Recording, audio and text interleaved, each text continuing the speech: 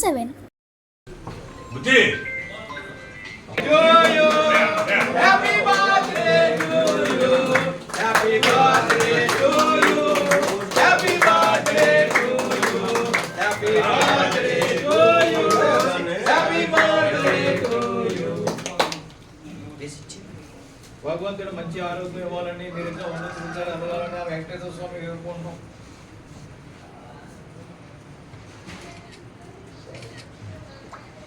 ఎవరికి పడుతుందో చూడాలి.